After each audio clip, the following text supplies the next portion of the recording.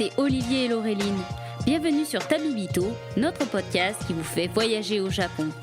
Ici, nous vous emmenons à la découverte du pays du soleil levant et de sa culture à travers nos expériences de voyage. Tabibito, c'est aussi un podcast qui va à la rencontre de ceux qui y ont vécu ou qui s'y sont expatriés. Alors, partons maintenant ensemble à la découverte du pays du soleil levant.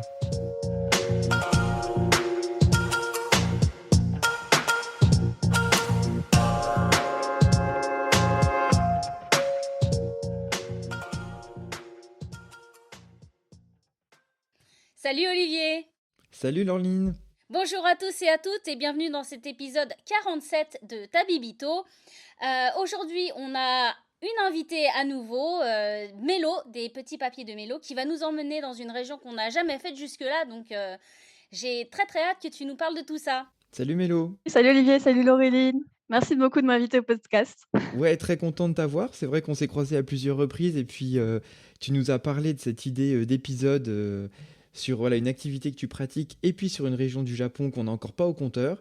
Donc ça faisait 3 bonnes raisons de t'inviter. Tout à fait. C'est vrai qu'il y a un peu cet aspect, un peu ma passion, puis il y a le côté touriste aussi, touristique, du coup, avec une région où personne ne va vraiment. Donc, je suis très contente de pouvoir un peu faire découvrir cette région aux auditeurs et auditrices.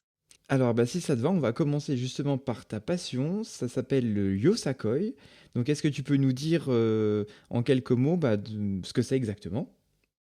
Tout à fait. Alors, le Yosakoi, c'est un peu un point méconnu de la culture japonaise. Peut-être qu'il y a des gens qui l'ont croisé soit en France, soit en Japon en voyage. En fait, le Yosakoi, c'est une danse japonaise de groupe qui est née dans les années 50. Donc, en fait, c'est pas du tout une danse traditionnelle. Ah, c'est super récent! Et oui, c'est pas de la danse traditionnelle. Si on voudrait un terme plus précis, c'est un peu compliqué. On pourrait dire néo-folklorique. D'accord. Ça s'inspire de choses traditionnelles parce que les années 50, forcément, c'est pas du très contemporain. Puis ça a beaucoup évolué, en fait. Donc c'est une danse qui est plutôt récente par rapport à d'autres danses japonaises qu'on connaît avec des siècles d'histoire. Il y en a beaucoup qui connaissent le Nihonbuyo, qui est plutôt très lente, très posée, très artistique. On a la Waodori aussi, qui est une danse du sud aussi, du Shikoku. Puis on a d'autres danses, en fait. D'ailleurs, il faut savoir qu'il y a des danses qui sont inscrites au patrimoine immatériel de l'UNESCO, des danses japonaises. Souvent, c'est des danses qui se pratiquent autour de la période d'Obon, donc la période de mi-août, du coup. Et du coup, il y a le Yosakoi, du coup, qui est né, lui, dans un contexte d'après-guerre. C'est-à-dire qu'à l'époque, la vie quotidienne était très compliquée, la population souffrait, le moral était en baisse. Et du coup, il y a une petite préfecture qui s'appelle la préfecture de Kochi. Donc Kochi, c'est si on doit situer une allée principale en dessous, vous allez au milieu vers Okayama, vous avez une île en dessous qui s'appelle Shikoku. Et Kochi, c'est la province la plus en bas, en fait, qui borde le Pacifique. Et du coup, c'est une province un peu éloignée. Alors, petit tips pour les auditeurs et auditorices, Kochi, il y a aussi un Kochi en Inde. Et le plus souvent qu'on fait des recherches, c'est la ville en Inde qui sort. Mais du coup, Kochi, c'est une ville aussi japonaise. Donc, ça s'écrit Kochi. Du coup, à pas confondre avec le Cochin en Inde.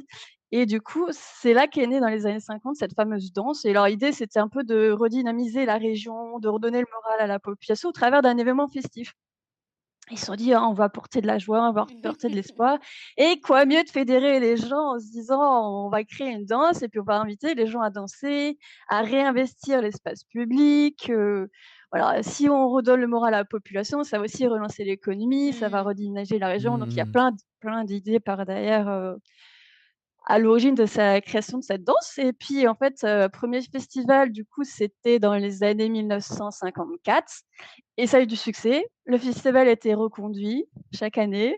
Le Yosakoi, ça s'est répandu partout au Japon et puis ça s'est même plus loin que le Japon, ça s'est propagé dans le monde, ça a même atterri en France. Donc Oui, parce que du coup, il y a des clubs et donc toi, tu fais partie d'un club de Yosakoi en France. c'est ça, tout à fait. Il y a des équipes de Yosakoi actuellement, il y en a 8 en France qui se sont créées un peu partout. D'ailleurs, s'il faut les citer, on a Bordeaux, on a Paris, on a Nantes, on a Lyon, on a Rennes, on a Strasbourg, on a Le Mans et on a Lille. Il y en a un peu partout. Du Ouais. coup, ça fait quand même pas mal de monde où les gens peuvent découvrir. Donc, si pour les auditeurs qui aiment bien les événements Japon, vous avez peut-être déjà vu du Yosakoi sans le savoir. Voilà. Bah, c'est vrai que du coup, moi, quand je pense au Yosakoi, je pense souvent bah, au Matsuri au Japon, quand ils font des parades dans les rues, il y a des groupes de Yosakoi qui participent un peu à cette parade. Puis moi, le symbole pour moi du Yosakoi, donc c'est les petits clapets en bois et les grands drapeaux aussi, où il y a des sortes de danses accompagnées donc du drapeau et des sons de claquements comme ça. C'est ça, tout à fait. En fait, pour se démarquer, ils ont décidé d'avoir des accessoires en bois, des sortes de clapets, qui du coup font du bruit. En fait, c'est un peu l'instrument emblématique. C'est des sortes de clapets percussions en bois, du bois cyprès, qui, en fait, qui vont accompagner et rythmer les mouvements des danseurs et qui font aussi du bruit et qui accompagnent du coup les danseurs dans leur chorégraphie. Et puis il y a plein d'autres accessoires, du coup des drapeaux, des lanternes, des éventails. Puis c'est très évolutif. J'ai déjà vu des équipes japonaises avec des sticks lumineux qui brillaient dans la nuit. Donc, c'est un peu une Ah! particularité du Yosakoi, c'est que c'est un style très libre et fédérateur. C'est une danse qui va fédérer les petits et les grands de tout âge, en fait, que ça soit de gens de clubs sportifs ou d'entreprises. On peut voir, je sais pas si tu as déjà vu toi quand tu étais au Japon, mais on a souvent des tout petits qui dansent avec les Oui. adultes ou même des personnes beaucoup plus âgées. Et en fait, c'est une danse qui est conçue pour apporter de la joie dans un moment de célébration. Et l'idée, c'est d'inclure tout le monde, en fait.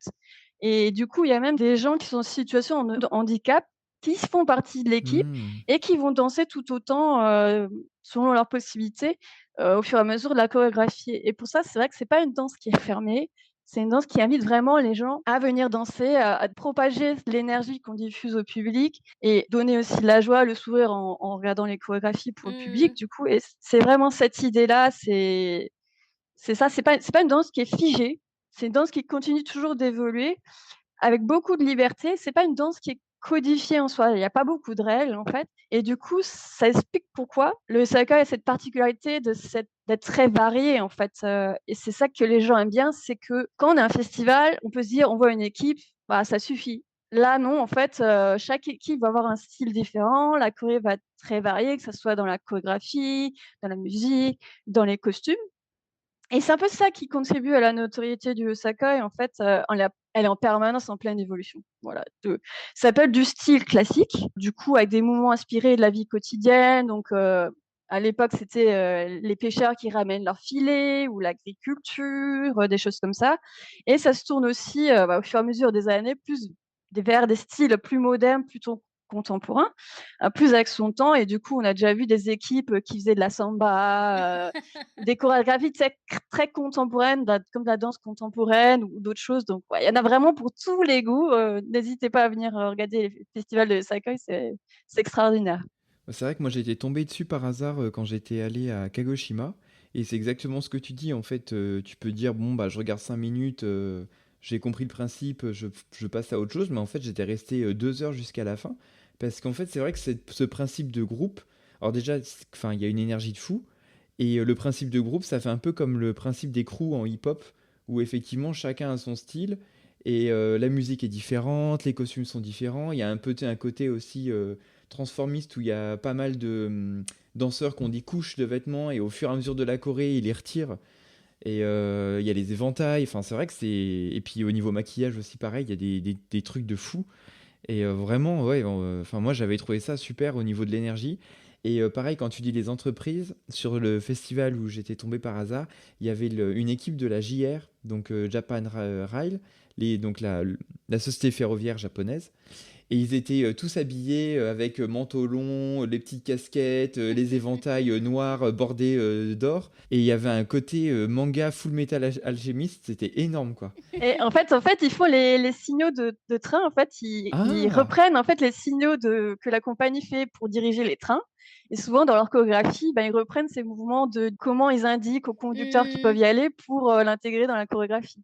Ah, bah je n'avais pas fait gaffe. Et oui, et du coup, il y a quelques compagnies comme ça qui sponsorisent des équipes. Et du coup, c'est des équipes soit sponsorisées, soit des équipes directement de l'entreprise avec des collaborateurs de l'entreprise qui dansent. Et du coup, ça apporte vraiment de tous les styles, avec chacun essaie d'apporter sa touche. Donc, en fonction des régions, ils essaient d'apporter des éléments différents, des éléments historiques, des éléments de leur ville. Par exemple, au lieu de danser avec des naocos, ils peuvent danser avec des spatules, un peu de cuisine qu'ils ont dans leur folklore ou des choses comme ça, des petits airs locaux de musique, il y a un peu de tout.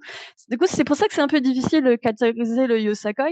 Ça rappellerait un peu le mot, de danse syncrétique qu'on utilise aussi, je crois, pour les temples, en fait. C'est un peu cette idée de se nourrir de toutes les influences, ce qui fait que c'est complet, c'est varié, mais ça reste harmonieux avec une liberté créative très, très forte et folle, en fait. C'est vraiment cette originalité et cet effet waouh qu'on a souvent dans les histoires qui sont racontées à travers la chorégraphie, en fait. Et ben avant de passer à la suite, est-ce que tu pourrais nous diffuser des petits morceaux pour qu'on se donne un peu une idée de ce que ça peut donner en vrai? Ah bah, avec plaisir. Je vais vous donner surtout des musiques un peu, de Sodori. C'est en fait, c'est une musique qu'on retrouve à la fin des festivals japonais. En fait, souvent, ils invitent les spectateurs à la fin des festivals. Ils invitent les spectateurs à rejoindre les danseurs et à danser eux-mêmes avec, un peu en collaboration avec tout le monde, comme un petit esprit de fête collectif à la fin. Et du coup, je vais vous donner, notamment la musique de Seicho qui est une des plus anciennes, musiques de Yosakoi, dont on parlera aussi après. Ça va vous donner un petit aperçu de ce qu'on peut trouver, durant les festivals. Eh bah chouette, c'est parti pour un petit extrait sonore du coup.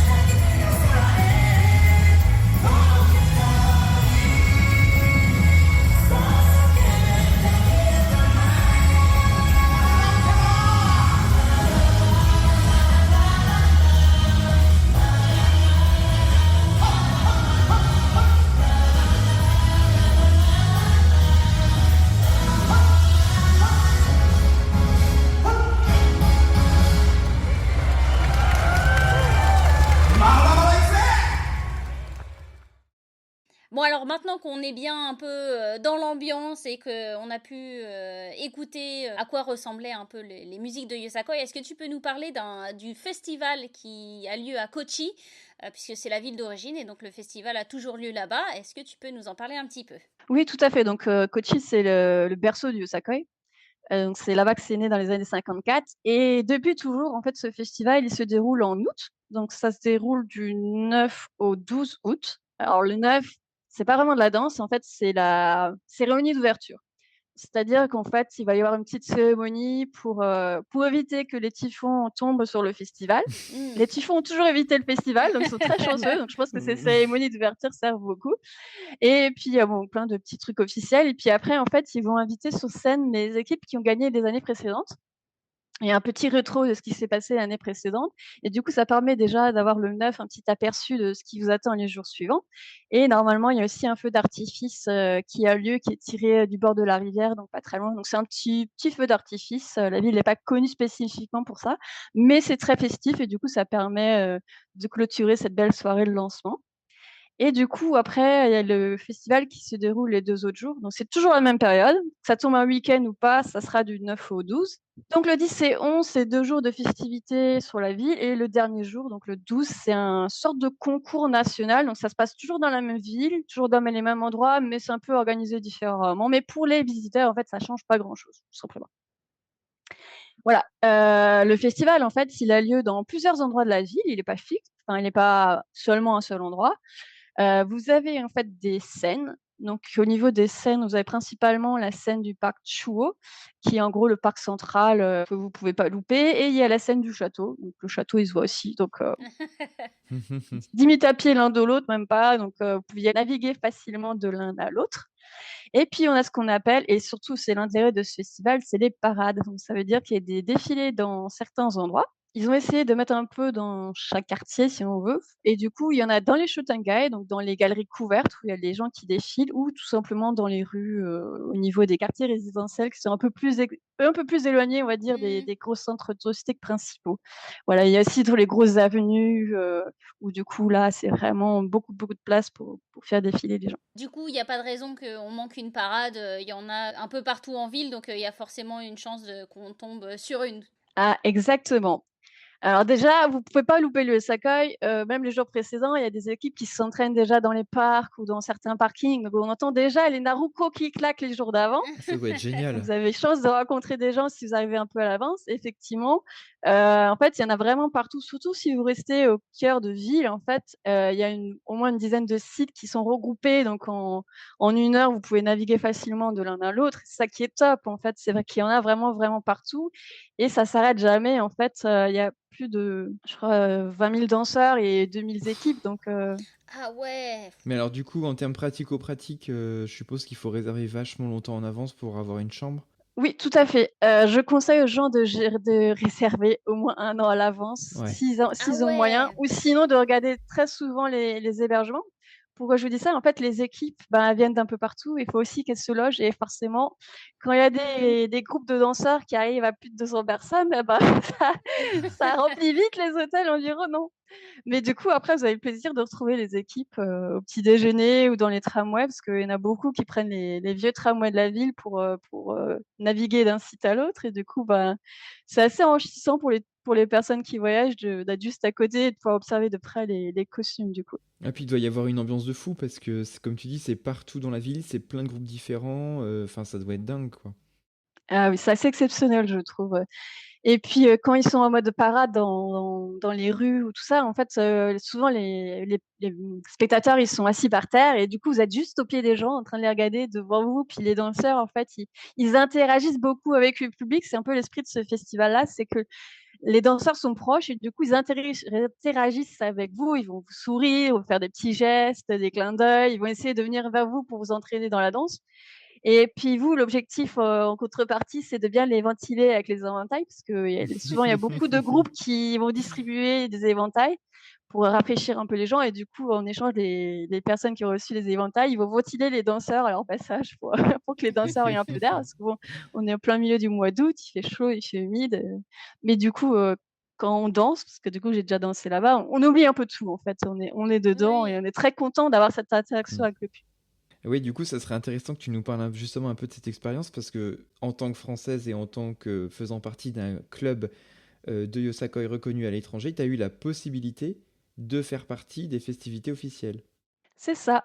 En fait, c'était un projet qui a été mené de longue date. Donc en France, il y a diverses équipes et ils se sont un peu regroupés pour former ce qu'on appelle, une sorte de fédération et de créer du coup une équipe de France et en 2023, ben, cette équipe de France, elle est partie au Japon. On a eu cette chance-là de pouvoir participer au festival et du coup, on avait créé notre propre chorégraphie, nos propres costumes et tout ça et du coup, on a pu apporter un peu, la French touch, mais en gardant toute cette ambiance japonaise et cette danse japonaise pour montrer au public, bah, que voilà, en fait, on est très content que le Yosakoi ait atterri jusqu'en France et qu'on puisse leur amener un peu ce que nous, on voulait leur montrer, des petites touches françaises dans ce qu'on faisait et du coup, le public est vraiment à fond. Vous avez été reçus comment du coup? Ah bah, ils étaient super contents. Le public est à fond, c'est vraiment très appréciable. Puis quand ils voient les Français, forcément, ils se disent: «Ah, c'est trop cool la France, on aime bien». Puis il y a des gens qui sont venus de loin, bon, faut savoir que c'est pas la première fois qu'il y a un team étrangère qui se déplace là-bas, mais c'est vrai que la France a peut-être un aspect pour eux comme le Japon en a pour nous, donc du Mhm. coup, Ah mais ça, dès qu'on dit qu'on est français, les Japonais, ils adorent, quand on était resté au Ryokan avec ma mère, donc on était resté une nuit, le lendemain matin, le personnel offrait de faire des mochis, traditionnellement avec le marteau et tout. Bon, ils avaient fait le plus gros du travail, c'était juste, histoire d'eux. Et donc un membre du personnel qui se tourne et fait: «Bah, je vois des étrangers, est-ce qu'il y en a qui veulent, tenter?» Donc ma mère s'est lancée et dès qu'ils ont demandé: «Ah bah, vous venez d'où?» qu'elle a répondu: «France», ah, c'est tout de suite des grands éclats: «Oh, les Françaises, la France, Paris», tout ça. C'est, assez incroyable, il y a toujours cette réaction qui est, assez, enthousiaste. C'est ça. Et en plus, on avait un staff incroyable. En fait, on a des personnes japonaises qui sont venues nous aider parce que forcément, à distance, pour nous, c'est pas très Mhm. évident d'atterrir là-bas, plus de 50 personnes pour danser. Et du coup, nos petits staffs étaient avec des accessoires français un peu bleu, blanc, rouge. Et du coup, ils Oh. faisaient l'équipe d'encouragement derrière nous pour nous Mhm. supporter. Et du coup, c'était trop mignon. Donc, on avait même des gens qui étaient dans le public avec des petits drapeaux français. Allez, la France! C'est excellent. Du coup, quand on les voyait, on était trop, trop contents, en fait. C'est vraiment, on s'en rend pas compte, en fait, quand on danse en France sur une scène, c'est très sympa, mais le vivre en direct au pays où c'est né, dans la ville où c'est né, Mhm. c'est vraiment extraordinaire. Et puis, c'est assez marrant parce que quand on danse, en fait, il y a une compétition globale et ils distribuent aussi des médailles individuelles. Et puis parfois, on se fait kidnapper par certaines personnes qui vont nous emmener à un endroit pour se faire des petites médailles. Et du coup, pendant ce temps-là, tout le reste de l'équipe continue à avancer, donc faut rejoindre la place. Enfin, c'est difficile à expliquer, mais je pense que même pour le public, on voit cet aspect-là. Les danseurs essayent de transmettre leur énergie, de inciter le public à interagir en fait entre le danseur et le spectateur. Et du coup, c'est vraiment cet aspect-là qui est très sympa du Yosakoi. Et je pense que quelques danses aussi, où du coup, le spectateur est un peu invité à rejoindre cet esprit festif, en fait. Et du coup, c'est vraiment, vraiment bien. Et justement, alors, ça va être un peu court là pour prendre mon billet pour aller à Kochi cet été. Mais avant qu'on prépare l'épisode, tu nous disais qu'il y avait pas mal d'occasions qui allaient se présenter bientôt pour qu'on puisse voir bah, du Yosakoi si on n'a pas l'occasion d'aller au Japon. Tout à fait. En France, comme je l'ai dit, en fait, il y a 8 équipes actuellement et ils font de temps en temps des petites représentations et notamment là, les prochaines, ça sera du coup la Japan Expo. Donc le jeudi, il y a l'équipe de Paris et le reste de la team de France qui sera là, donc les équipes qui se regroupent. Et il y aura tellement plusieurs petits trucs, donc un spectacle de Yosakoi. On a aussi un happening sur une scène de concert avec des chanteurs très spécifiques, mais on vous laisse découvrir Hmm. qui c'est sur place le jour J. Et puis le dimanche, il y a l'équipe de Paris qui s'appelle Lino Dema qui va aussi danser. Donc si vous loupez le jeudi, vous avez toujours la chance de pouvoir les voir le dimanche. Et puis si jamais vous pouvez pas aller au Japon, il y a certains festivals qui sont diffusés en ligne, en live parfois ou en replay. Et du coup, ça permet un peu de voir ce qui se passe. Alors, c'est dommage parce qu'en fait, ça permet pas de vivre ce transfert d'énergie qu'il y a en vrai, cette puissance-là. Tu disais, Olivier, que tu avais senti la puissance des gens. Je me souviens qu'à un moment, on passait sur un pont et on sentait l'endroit trembler un peu, surtout quand il y a des troupes à 200 personnes, 200 danseurs. C'est vraiment puissant, donc ça a de l'impact en fait. C'est ça qui est très sympa.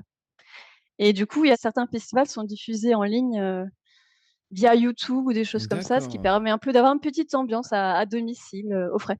Eh ben donc du coup, si tu as des liens, t'hésiteras pas à nous les donner, comme ça on les mettra en description pour que les auditeuristes puissent retrouver tout ça facilement.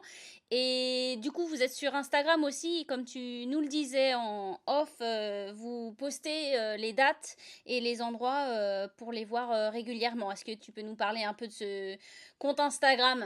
Oui, tout à fait. Alors, c'est le compte Instagram de la Fédération de Sacoy de France, donc le petit regroupement d'équipes françaises dont je parlais. Et en fait, on essaye de poster tous les mois une sorte d'agenda en fait qui va lister où se déroule tel événement de représentation de Sacoy. Donc, on a un agenda pour la France. Donc, par exemple, on peut voir si on cherche son équipe la plus proche, par exemple, que Bordeaux va être en spectacle à telle date, à tel lieu. Et en parallèle, on a pensé aux petits voyageurs qui iraient au Japon et qui se diraient ah, Mhm. j'aimerais trop voir du Yosakoi. Et du coup, on a une personne adorable qui, chaque mois, va essayer de repérer où se déroulent les festivals de Yosakoi au Japon, que ce soit des festivals spécifiques full Yosakoi ou que ce soit d'autres festivals où il y a du Yosakoi. Et du coup, ils permettent de savoir quelle date et quel lieu. Et donc, ça, c'est bien fait. Donc, j'encourage les gens à aller regarder ça à nous suivre sur l'Instagram et du coup, vous aurez le petit agenda. Et du coup, le nom du compte s'appelle Fédération de Yosakoi de France. Tout à fait. De son petit nom, la FIF, donc F-Y-F. Ouais, parce qu'on aime bien les acronymes en France quand même, hein. Oui, mais c'est plus simple. Je pense que même pour les personnes Fédération de Yosakoi de France, ça peut paraître un peu long. Donc, voilà. Du coup, c'est la petite FIF qu'on s'appelle. Alors du coup, je pense qu'on a un peu conclu sur le festival de Yosakoi à Kochi, mais bien sûr, la ville ne cesse pas d'exister en dehors du festival, donc je suppose qu'il doit y avoir quand même des choses assez sympas à voir. On vous avait emmené dans ce coin-là du Japon dans notre tout premier épisode avec Shodoshima, qui est une petite île entre Honshu et donc Shikoku, mais là c'est l'occasion d'aller un petit peu plus loin. Et alors moi je voulais juste revenir parce que du coup c'était au niveau de l'accès pour accéder à Kochi. Comment qu'on fait? C'est un peu long si on y va en train ou en voiture. De Tokyo, en fait, je crois que c'est 1 heure d'avion, donc c'est assez rapide. Après, en train, il faut prendre un peu son temps, mais il y a des trains Anpanman, si je me trompe pas. Donc c'est décoré, c'est tout Ah. mignon. Et il faut traverser en fait tous les ponts de la mer intérieure pour passer sur l'île de Shikoku Hmm. et descendre tout au sud, parce que Kochi, c'est la préfecture la plus au sud de Shikoku. Donc il faut au moins, Ah je oui, crois, d'accord. 4 heures depuis Okayama. Donc ça prend son temps, voilà. Ça se mérite, ou alors tout simplement en avion. Et du coup, c'est assez drôle parce qu'on atterrit au niveau entouré de montagnes, la mer et puis les champs à côté, les petites maisons au bord de la piste d'atterrissage. Donc ça, c'est assez sympa. Parce que c'est lequel l'aéroport le plus proche? Parce que moi je connais Takamatsu, mais du coup celui-là il est un peu plus Alors, au-dessus. il y a un aéroport à Kochi. Ah ouais. Oui, donc effectivement, depuis Tokyo, ça peut même être une bonne idée en se disant, parce que souvent les gens ont l'habitude, enfin, ont pas l'habitude, mais ont le réflexe de vouloir des fois prendre un JR Pass super cher pour aller explorer tout le Japon. Mais on peut aussi se dire, ben, on va aller voir un peu un côté plus rural, plus nature, et on va zoomer le voyage sur Shikoku. Et auquel cas, depuis Tokyo, pour aller à Kochi, soit en prenant un vol Japan Airlines ou ANA, ou alors un low cost, ça coûte beaucoup moins cher que d'y aller en train. Et puis ça peut être vachement sympa sur un séjour en fait. Tout à fait. Je sais que pour les visiteurs, il y a certaines compagnies aériennes qui font des sortes de. Oui, des tarifs préférentiels. Ouais. Et du coup, c'est assez intéressant à prendre, en fait, ça. C'est pas le plus écolo, donc pour ceux qui préféraient, c'est le train existe toujours, c'est juste un peu long. Sinon, effectivement, là, il y a l'avion. Et je sais qu'en fonction de l'endroit où vous êtes, il y a aussi des ferries qui rejoignent l'île de Shikoku. Donc, par exemple, si vous êtes à Ah Kyushu, il y oui, a ça des peut être ferries sympa qui aussi. rejoignent l'île. Donc, ça permet d'être une autre façon de relier l'île et puis après de descendre en train sur l'île de Shikoku. Bon, alors on est arrivé, qu'est-ce qu'on fait? Ah bah, je vais vous dire que si vous avez loupé le festival de Yosakoi, l'idée, ça serait d'aller voir le musée. Alors, le Ah. plus simple, en fait, c'est de partir de la gare, aller jusqu'au pont. Il y a un pont vermillon rouge qui s'appelle le pont Harimayabashi. Et ce petit pont, il paye pas de mine, c'est un pont rouge, voilà, au cœur de la ville. Et c'est surtout son attrait, c'est qu'il est cité un peu dans les Sanshon de Yosakoi, donc l'ère de Yosakoi qui s'appelle le Yosakoi Bushi, où ce pont, en fait, a été cité parce qu'il est le cadre d'une histoire tragique, d'un amour passionné, amour interdit, à l'époque, entre un moine, en fait, qui avait offert un kanzashi, donc une fleur pour les cheveux à sa belle, et ils se sont fait, ils ont été découverts et du coup, ils ont été éloignés l'un de l'autre. Donc, Oh. cette chanson tragique est reprise souvent dans les airs de Yosakoi, du coup. Et en fait, à partir de là, vous avez plusieurs possibilités. De l'autre côté, vous avez une horloge en fait qui s'anime toutes les heures et qui va un peu montrer les attraits touristiques de la ville, avec aussi un peu un petit carillon musical qui rappelle cette ère du Yosakoi Bushi. Et si vous prolongez du côté de l'horloge, en fait, c'est une petit Shoryutengai, petite arcade couverte où au bout, en fait, se situe le musée du Yosakoi. En fait, c'est un espace gratuit. Il faut savoir qu'il y a pas mal de choses qu'on peut faire qui sont gratuites. Le festival est gratuit d'ailleurs. Il n'y a pas du tout de trucs payants à payer. Et du coup, le musée ne l'est pas payant non plus. Donc, c'est plus un centre de découverte, en fait, où on peut avoir un petit aperçu de ce que c'est le Yosakoi, ce que peut être le festival quand il a lieu. Du coup, il y a pas mal de choses à voir. Il y a les petites médailles qui sont distribuées aux danseurs, et il y a l'histoire du Osaka, il y a plein d'affiches. Il y a surtout ce qui est tellement beau à voir, c'est l'espace qui est dédié aux costumes, c'est-à-dire qu'on va avoir plusieurs costumes en exposition, pardon. Et du coup, pour le coup, ça va être vraiment impressionnant de pouvoir les détails de chaque costume. Il y en a qui sont vraiment stylisés, vraiment travaillés, et ça, c'est très joli à voir. Et puis aussi, ce dont Olivier avait parlé, qui sont les grands drapeaux. À Kochi, il y a un style de drapeau qu'on appelle les feux. C'est des drapeaux qui sont peints traditionnellement. qui représentent souvent des histoires du folklore. Donc on peut avoir par exemple Momotaro ou des choses comme ça qui sont peints Mmh. de manière traditionnelle sur des grands drapeaux qu'on peut voir, notamment pendant les festivals et ces drapeaux, ils sont notamment aussi utilisés, si je me trompe pas, pour, la fête des garçons ou un événement très similaire où du coup les drapeaux sont sortis, et ils volent au vent du coup. D'accord. Voilà.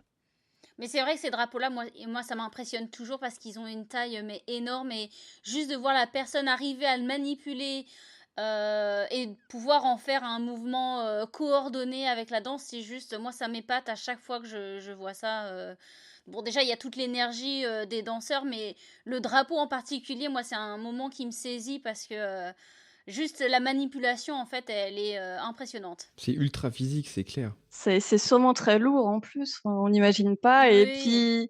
et puis en fait, ils aiment bien les porteurs de drapeaux, puis on les voit qui nous font survoler le drapeau juste au-dessus de notre tête pour frôler les gens, un peu les spectateurs et on se prend un peu dans les vagues des drapeaux, c'est très beau en fait. Donc il y a ces fameux drapeaux-là et puis pour l'aspect un peu plus interactif, on va dire, au musée, il y a un petit espace où on peut mettre ce qu'on appelle les hapis, donc c'est des sortes de vestes, qu'on peut mettre Mmh. sur soi, qui va peut-être intéresser plus les enfants ou même les adultes. Il y a un espace où on peut faire ses propres naoko, donc les petits clapets en bois, en fait.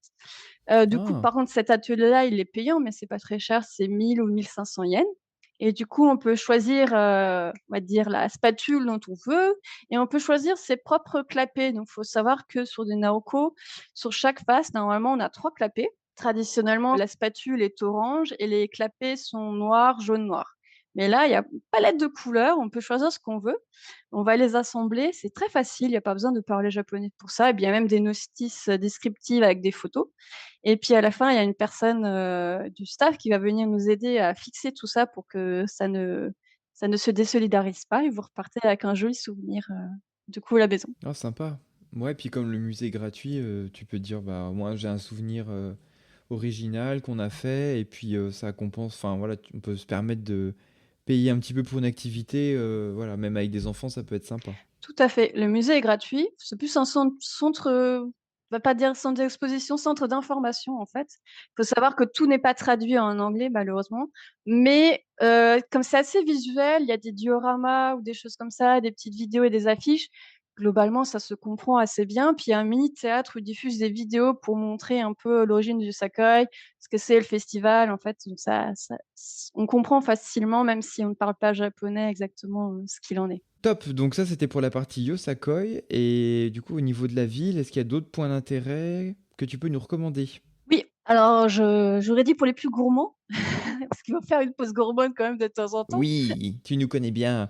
Un endroit incontournable, mais vraiment, c'est le marché, Hirome. Du coup, il est situé en fait, pas très loin du château. Donc, quand vous repartez de l'autre côté du musée, vous suivez la ligne droite, vous suivez la galerie Shotengai Obiyamachi et vous atterrissez du coup au marché Hirome. Il est assez reconnaissable parce qu'il y a un petit mannequin en façade et c'est un marché couvert en fait qui a lieu tous les jours et qui est ouvert, assez tard.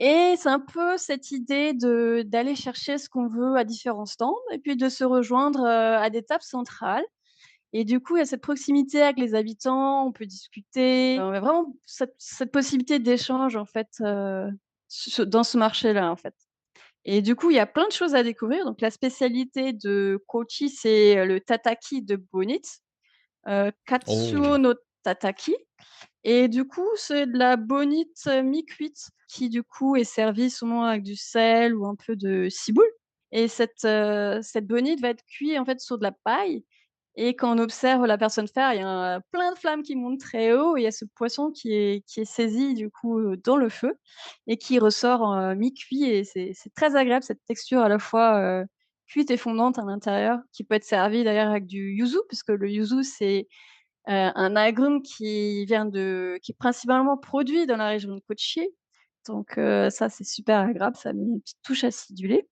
et puis il y a un autre ingrédient qu'on peut découvrir, c'est les inaka sushi qui sont en fait des sushis avec du légume, des légumes saumurés souvent et du coup, bah, pour les personnes qui ne mangeraient pas de poisson, en fait, ça permet de découvrir un petit peu une petite Hmm. touche locale, un petit goût local, à travers ces types de sushis. Ah bah ça donne l'eau à la bouche, dis donc. Bah, je crois que c'est le truc qui vient de finir de me convaincre, de me dire que je vais peut-être pour la première fois aller au Japon un jour en été pour voir le festival et manger ce petit poisson. Ouais, parce parce que dans notre dernier épisode qu'on avait fait les jardins à Tokyo, tu rejoignais Alice à dire que l'été c'était vraiment pas ta saison préférée et que t'évitais d'y aller l'été. Du coup, on irait se faire tenter par Kochi et voir le Yosakoi et tester les sushis là-bas.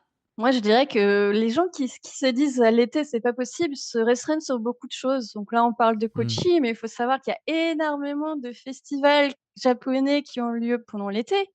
Je parle des structures en papier, par exemple du Tohoku, où du coup, il y a ces grosses parades avec des chars lumineux. On a pas mal d'autres festivals autour de Obon qui sont très conviviales, c'est un peu comme à Kochi. Il y a cet esprit populaire de convivialité où il y a cette idée de se mélanger aux gens, de rencontrer d'autres personnes. Et souvent, il y a cette possibilité-là de pas juste être spectateur, mais d'entrer un peu dans la danse, que ce soit de la festival de danse ou autre chose. Et du coup, c'est ça qui est vraiment extraordinaire en été. Oui, puis vu les températures qu'on a aujourd'hui, en fait, je crois qu'on serait mieux au Japon.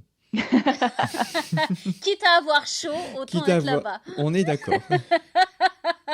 Bon, moi ça va, en Écosse on est à 17 degrés max là en ce moment, donc je ne suis pas trop. Mais l'avantage à Kochi, c'est que c'est pas mal couvert. C'est-à-dire qu'il y a ce qu'on appelle les shotengai, les galeries couvertes, qui permettent de se déplacer dans le grosse partie centrale de la ville, d'un coin à l'autre, tout en restant à l'abri du soleil. Ah, Donc chouette. ça c'est top du coup. Et tu nous disais du coup que le marché était pas loin du château alors. Donc c'est une ruine ou le château est encore debout? Oh, alors une ruine pas du tout. Faut savoir que ça fait partie des 12, il me semble, donjons originaux du Japon, si je me trompe pas. Ah, Ah. ah Donc oui. il est assez ancien et il est pas vraiment en ruine du tout. Et le donjon est plutôt très bien conservé. Et du coup, il y a aussi la particularité d'avoir à son côté l'espace dédié au seigneur, la suite de réception du seigneur, en fait, le Honmaru, qui est élu pour le coup directement accolé à la tour principale. Et du coup, ça, c'est très très rare. Au Japon, on en a très peu des Honmaru. Et accolé comme ça, de manière ancienne, à la tour principale, c'est d'autant plus rare. Il y en a beaucoup qui connaissent le Honmaru, je crois que ça s'appelle comme ça aussi, à Nagoya, qui a été, Oui. lui, Tout à fait. restauré. Ouais. Lui, pour le coup, il est plutôt très doré, très dorure à Nagoya. À Kochi, c'est beaucoup plus simple, en fait. Il faut savoir que c'était à l'époque une préfecture assez éloignée. Et du coup, il n'y a pas cet aspect dorure flamboyant qu'on peut trouver ailleurs. Il est plutôt dans le style bois original. Et du coup, c'est un peu cet aspect-là qui est très sympa aussi, c'est de pouvoir marcher sur les planchers qui craquent, qui imitent parfois un peu des grilles de grillons, des cigales comme pendant Oui. l'été. Et du coup, c'est sympa. Et du coup, voilà, il s'appelle le château de Kochi, est un peu le surnom de château de l'Aigle. C'est pas qu'il soit tellement grand ou tellement haut, mais il y a cet aspect qui domine un peu la ville de son petit côté. Voilà, donc il est intéressant sur le point de vue historique du fait de son donjon qui date lui des années 1700 quelque chose, puisqu'en fait il y a eu un incendie à un moment. Le château a été créé à l'origine vers 1600, puis il y a eu un incendie. Malheureusement, les incendies au Japon c'est fréquent et du coup il a été reconstruit vers les années 1750. Et pour éviter que ça reparte en cendres à nouveau, ils ont installé ce qu'on appelle les sashihoko, je suis désolée, je le prononce Ah très mal, oui. qui sont ces sortes de poissons gardiens qu'on peut voir sur les tuiles, en fait, qui vont servir, on va dire, de protection pour éviter que les incendies repartent à nouveau.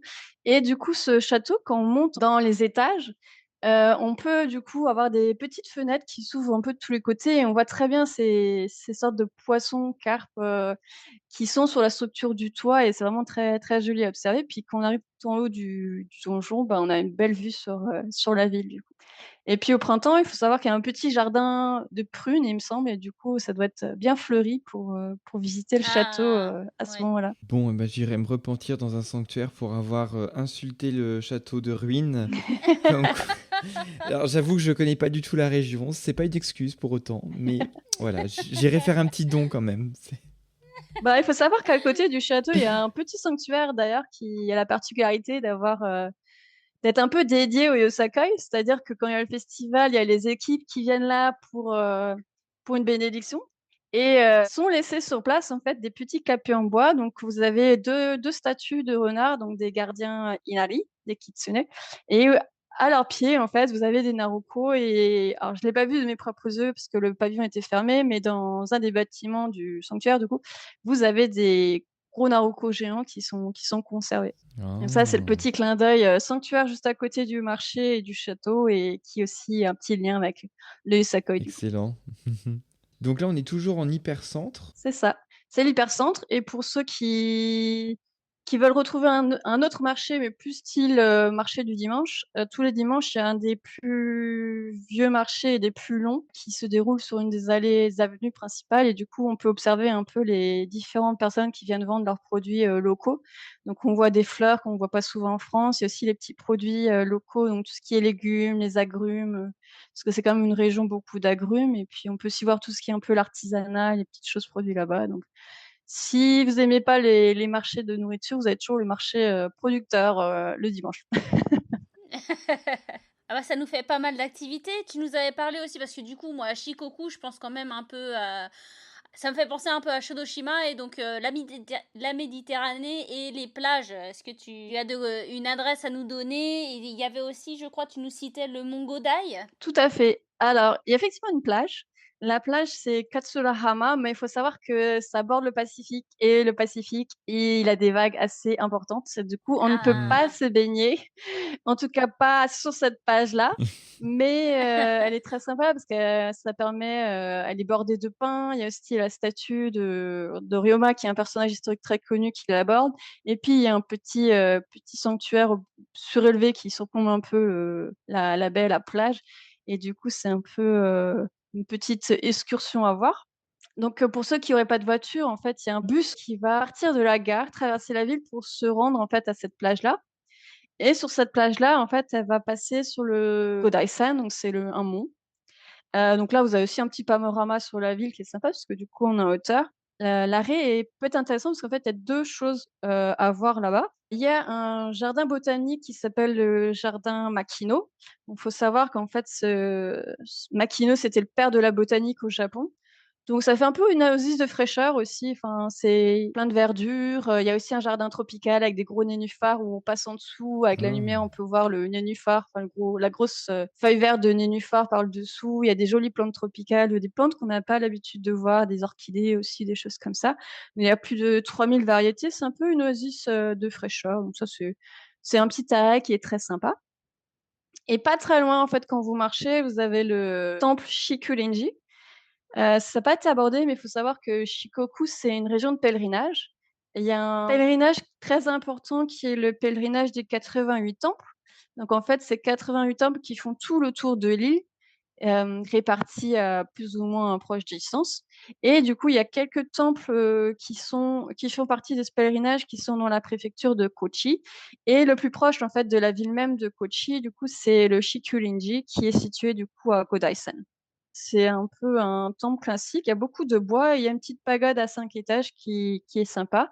Et du coup, vous pouvez peut-être croiser de temps en temps des pèlerins qui font un peu le pèlerinage. Se sont repérables en fait à leur tunique blanche et à leur bâton et à leur petit chapeau conique et du coup qui font aussi le chemin en même temps que vous. Donc c'est assez sympa.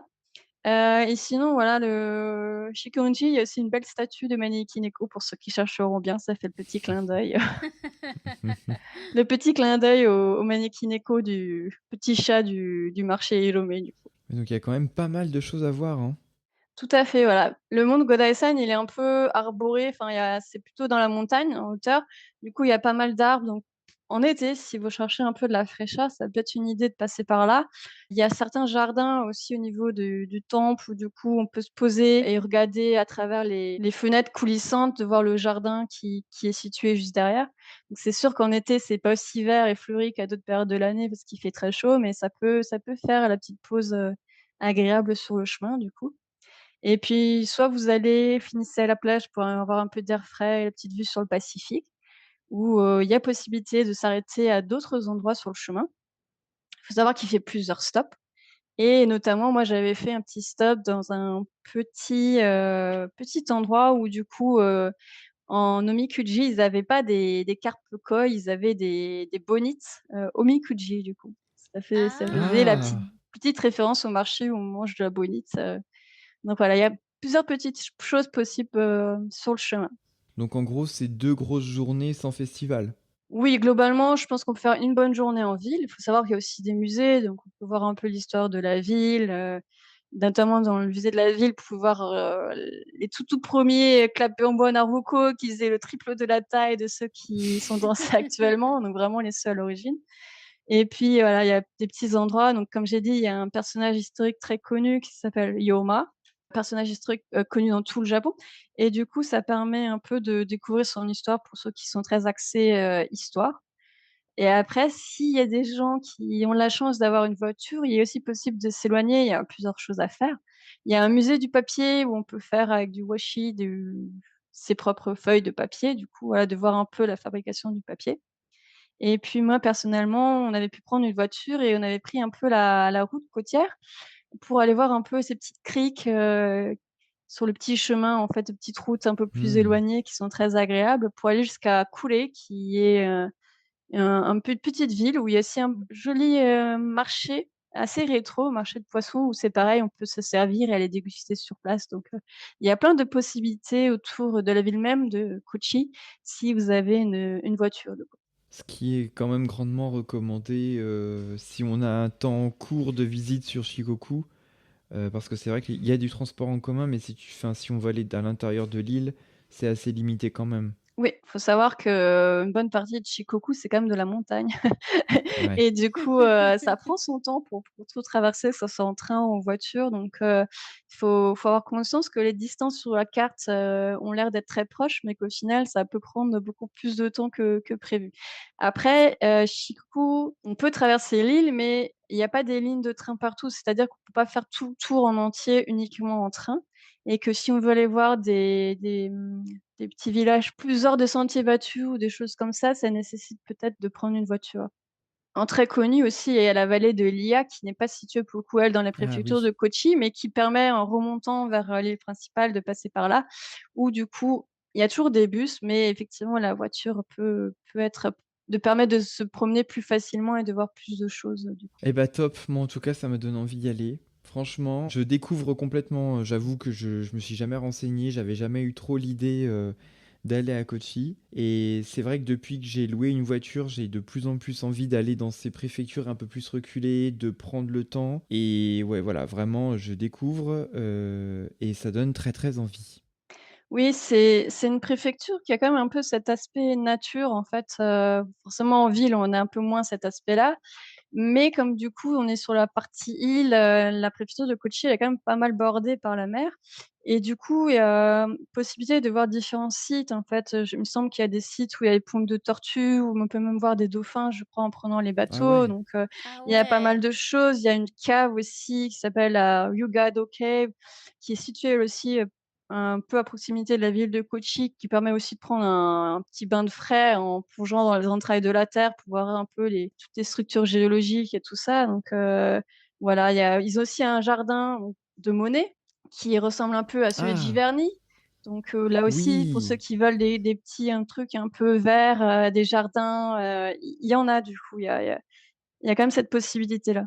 Et oui, ce jardin, c'est Cécilia de Passeport Japon qui en a parlé dernièrement sur son Instagram.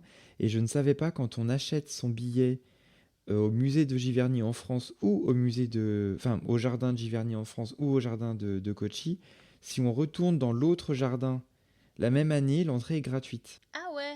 Ah, Et j'ai trop trouvé fort. ça trop bien, quoi, au niveau de l'initiative, d'avoir le pont entre les deux jardins dans les deux pays.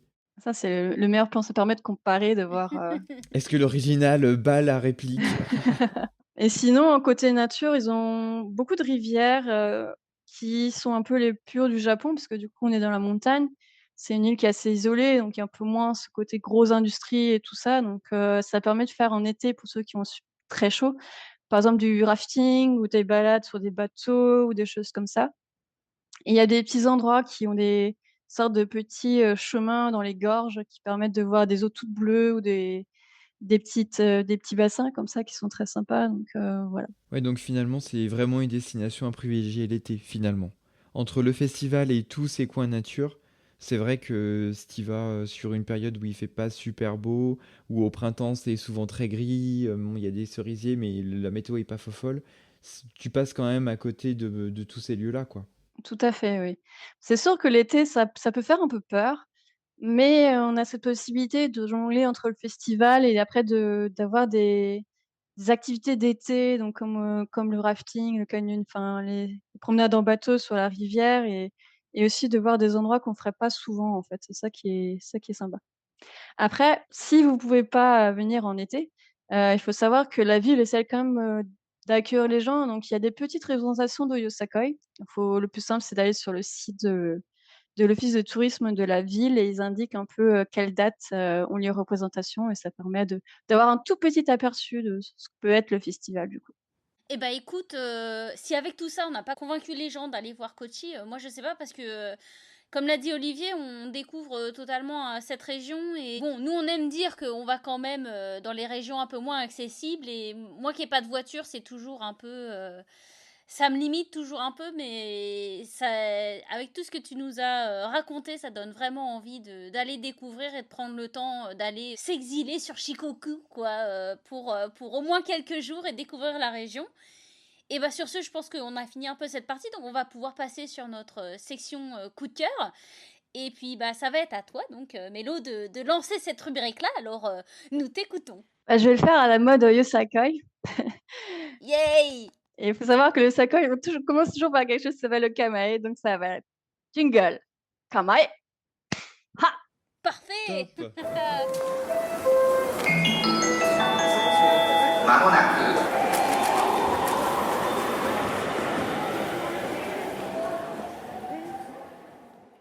Eh bien, c'est sur ce jingle, certainement le plus original qu'on a eu depuis le début du podcast, qu'on te redonne la main, Mélo, et tu vas nous partager des coups de cœur à partager avec nos auditeurs et nos auditrices autour du Japon cette fois-ci, pas forcément que Shikoku. Alors, je suis partie sur une sélection Yosakoi, parce que je suis sûre que les gens ont envie de découvrir un petit peu. Tout à Et fait. je ferai après un petit coup de cœur annexe hors Yosakoi. Peut-être commencer déjà sur les comptes Instagram. On avait déjà cité celui de la fédération de Yosakoi, mais il y a aussi un compte qui s'appelle Yosakoi Kochi Japan. Donc, pour le coup, c'est le compte Yosakoi de la préfecture de Kochi. Et il poste beaucoup de choses, et notamment, il a posté récemment qu'il y aurait peut-être quelque chose à l'exposition universelle à Osaka. Donc, keep posted, allez regarder leur Hmm. compte. Et puis, bien sûr, sur les festivals de Yosakoi, il y a énormément de photographes avec des gros appareils photo qu'on aimerait tous avoir, qui sont là pour prendre des belles photos et des belles vidéos. Donc, du coup, je vous ai sélectionné un petit compte qui s'appelle Kato Champé 4183. Je pense qu'on mettra le lien, ça sera plus simple. Donc du coup, c'est un photographe ou une photographe qui fait de super belles photos de Osaka et ça permet de se rendre compte un peu de la diversité dont on parlait, des costumes, des accessoires. Il y a les porteurs de drapeaux aussi. Enfin, il y a vraiment un beau panel de ce que peut être la diversité du Osaka. Et en vidéo, bah, je vous ai sélectionné un petit, je dis toujours petit, mais c'est sûrement des grosses chaînes surtout, qui s'appelle Chari Yosakoi. Et du coup, c'est un vidéaste ou une vidéaste qui filme des gens qui dansent. Et du coup, ça permet de se donner un petit aperçu. Mais bien sûr, si vous cherchez Yosakoi sur YouTube, vous allez trouver plein d'autres choses. Il y a énormément de personnes talentueuses. Donc voilà, mais c'était mes petits coups de cœur. Et puis après, en culture plus populaire, il y a un film en fait qui s'appelle Kimi ga Odoru Natsu, donc Danser en été, qui dans la trame se passe en fait à Kochi. Et du coup, à la fin de ce film-là, il y a notamment un beau défilé de parade dans le film. Et en culture plus populaire encore, pour ceux qui connaissent Kabaneri de la forteresse de fer, j'arrive pas à le dire en japonais, l'ending en fait, de cet animé sur la toute fin, c'est une représentation de Yosakoi. Donc il faut se dire que le Yosakoi va jusque dans les mangas, jusque dans les animés. Il y a des petites références, de cette danse qui a envahi un peu plus le Japon et qui se propage jusque-là, du coup.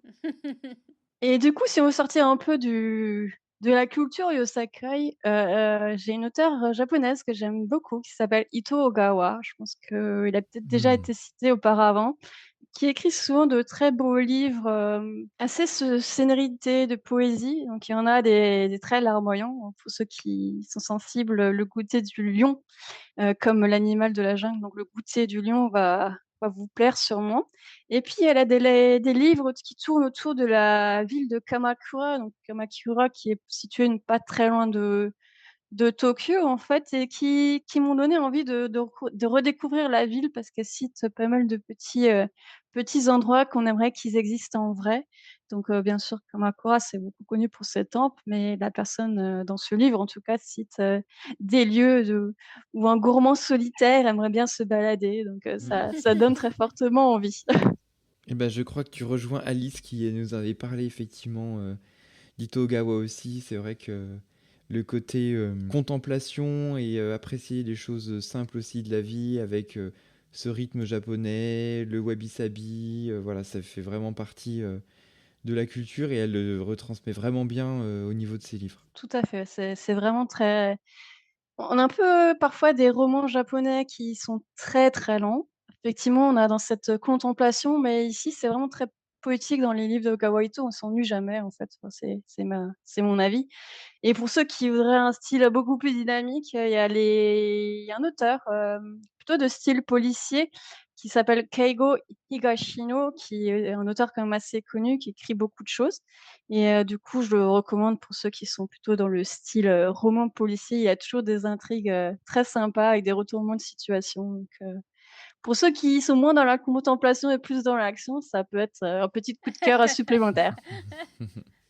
En sachant que c'est bientôt les vacances, qu'il faut mettre des bouquins dans vos sacs et qui sont pas très gros, donc pas d'excuses. Tout à fait.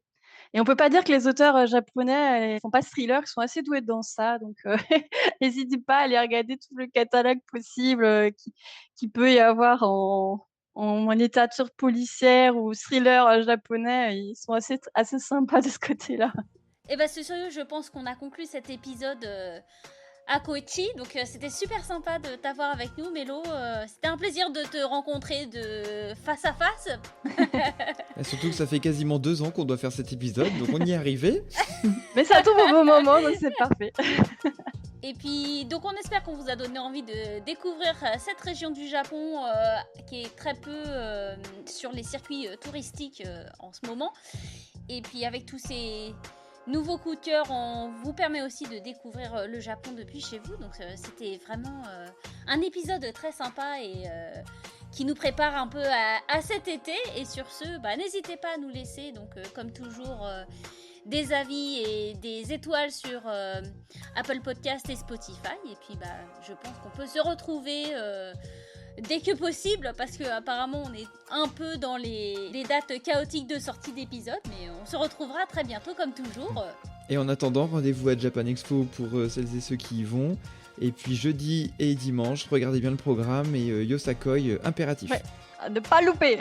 Ah ouais, donc là du coup tu mets un impératif de finir l'épisode avant Japan Expo, quoi, super. Non, pas du tout.